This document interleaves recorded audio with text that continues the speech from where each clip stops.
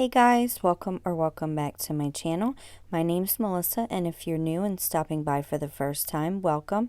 I would love it if you become part of this crafty family by clicking the red subscribe button and then tapping the notification bell and all to be notified every single time I upload. If you love this video, please give it a big thumbs up. And for today's project, I have a subscriber request and I will show you guys how I made these cool little hanging vases. So let's get into today's DIY. I want to be daring, baby, dance the night away. I let my head down if I want. Don't you just get tired chasing? Okay guys, so to start off, I had this scrap wood and I just cut it into 4 pieces. I'll leave the measurements down below. And I also stained it with my favorite stain, Jacobean. I'll also have that down below. And I just stir it up. I stir my stain up really good because it all accumulates in the bottom and your color will be patchy if you don't stir it up really good. So I just go ahead and take a foam brush and I paint all sides of the wood. Now I put a nice coat on. I do sections at a time, so I'll do like the side and the front, wipe it down, and then continue like that. Now you can leave this stain on while it's soaking and it'll really get into the wood, but I like the look when you put it on heavy and then wipe it off immediately. Next, I have 3 milk jars from Dollar Tree, and I just go ahead and take the stickers off the bottom. I then take my white Waverly chalk paint and I just give these 2 good coats of white chalk paint. And the best way that I figured out to paint these is to start with the bottom and then I just go from the top and do long streaks. Now if you have your own painting technique, you can do it however you like, but I found that this is the most effective and you get a more even coat when you apply it like this. So I put one thin coat on at first, and then when the first coat dries, then I go in with a second coat. After I do the bottom, I then go ahead and get the top and then around the rim. Once those have completely dried, both coats, I then go ahead with this little sander. I got this from Walmart. It's really nice because it's easy to get into tight spaces, but I just go ahead and distress this. I focus mostly on the lettering. I don't know why. This is just my preference, but I like when you can kind of read what it says. I don't expect it to be perfect because I want it to look old and weathered, but I do like when I distress where the lettering is. I think that it gives it a really cool effect. But other than that, I just randomly distress, and I do that to all 3. Next, I take the longer of the boards. This board is 13 inches. I take my tape measure and I measure right in the center, which is 6.5. Then I measure 3 1/4 and then 9.75 to my right. And I do this because I want these to be evenly spaced out, and that way they don't look off, or as you guys know, I'm one of those, like, I don't like it to look lopsided or like one side has more space than the other. So I then just go ahead and make sure that these are in the middle.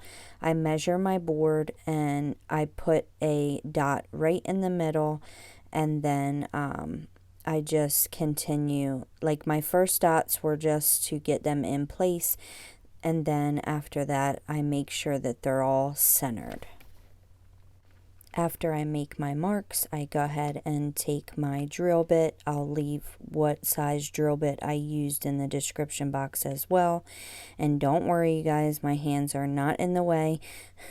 In my last video that I used a drill, everybody was freaking out that my hand was in the way, but I do this stuff all the time, you guys, and I know not to have my hand in the way. But anyway, I just drill with my drill bit and make my holes. I then go from the back to the front just so that it doesn't have splintering. I know that if I put it on a different piece of wood that it won't do this, but I didn't have an extra piece right there when I did this, so I didn't feel like running outside to get it. So I just go ahead and sand off the rest of the splinters, and after that I just go ahead and make sure that all the dust, I sweep all the dust off of it. That way it's nice and smooth. So after that is done, I'm gonna assemble this. Now I just used wood glue and it worked perfectly fine. It stays together. I've had the ones on my wall that everybody said they wanted to see. I've had them up there for a good few months now and they have not budged. So in my opinion, wood glue is just fine. I would not recommend hot glue, or even E6000 would work, but because this is wood, I just went ahead and used my wood glue. Now, I did want to mention that you can make this with some Dollar Tree products, but this is a more cost-effective way to do this. I will insert a clip right after this to show you what you can use, but it's going to cost more. And if you get this wood from like Home Depot, or they'll cut it down for you, and it's really cheap wood, so this project doesn't cost much at all. So after I'm done that, while my box is drying, I just take some jute twine and I wrap it around the necks of my milk jugs, and I wrapped it around 9 times. This is a bit thicker jute cord. I think that it's maybe 3 or 4 ply. I can't remember, but it's definitely thicker. So if you have thinner and you like the way these look, then definitely just do more layers.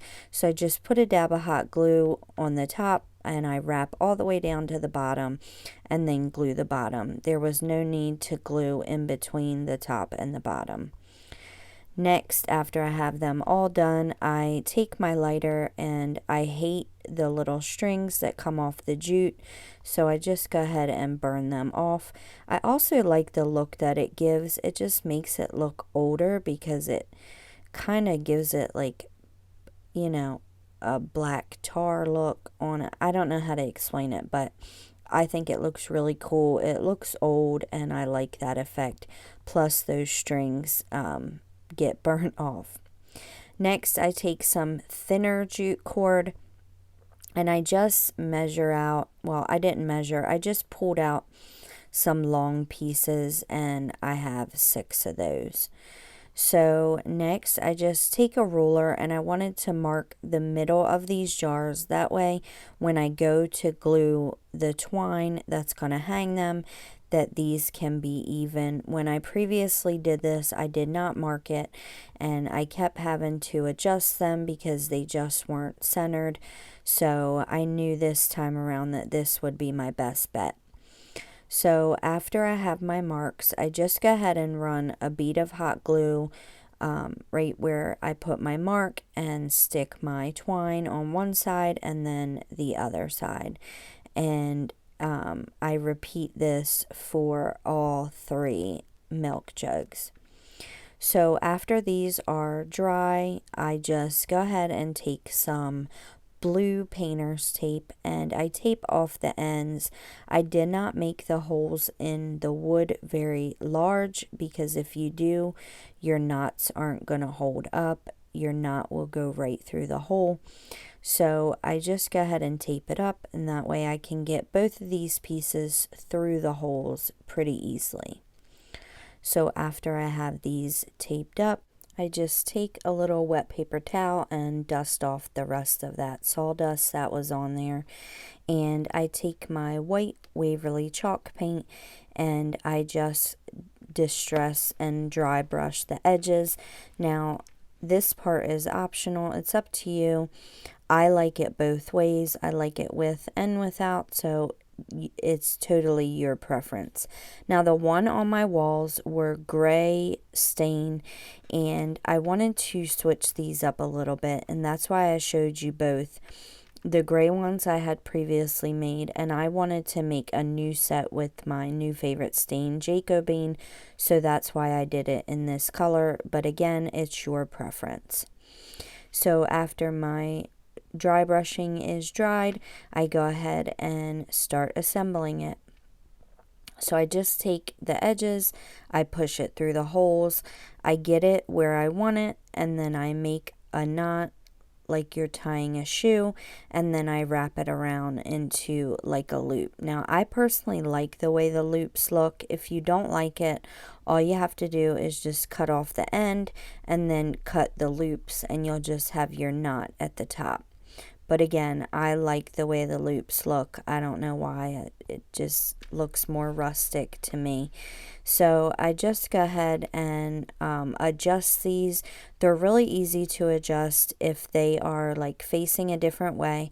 All you have to do is just take your knot and kind of spin it around, and it will get your jar facing the way you want it to face. So I got you guys at a different angle so that you could see what I'm doing. I take these eucalyptus picks, say that fast 5 times. I take these eucalyptus picks and I just cut off 3 of them, and I stick them down in my jars. Again, this is your preference. You can put whatever kind of floral. You can leave it plain. I personally like the way it looks with floral in it, so that's what I'm gonna do. So after I have my picks in there, I have these cotton stems from Michael's. I always get these on coupon. They're $8 and I get them 50% off, and you get 12 in a bag. And then I just stick my cotton stems in there. So I should have did this before I assembled it, and I forgot, but it is what it is. I have a sawtooth hanger, and I got these from Walmart, and they come with the screws already in them. I don't know about you, but I have a really hard time trying to get the screws in sawtooth hangers because they're so small. So these just make it really easy and convenient. So I then just take a ruler and ensure that both sides are even. And after that, you have a beautiful piece of decor for really, really cheap. So let me know in the comments down below if you guys like this DIY. I really enjoyed showing it to you guys. And I hope you guys will come back for more. I have so much more in store before the holiday season. I'm so excited to share my DIYs with you guys. I love all you guys so much, and until next time, guys, please give this video a big thumbs up, and I'll catch you later. Bye. Fame and being pretty all the time doesn't sound like fun.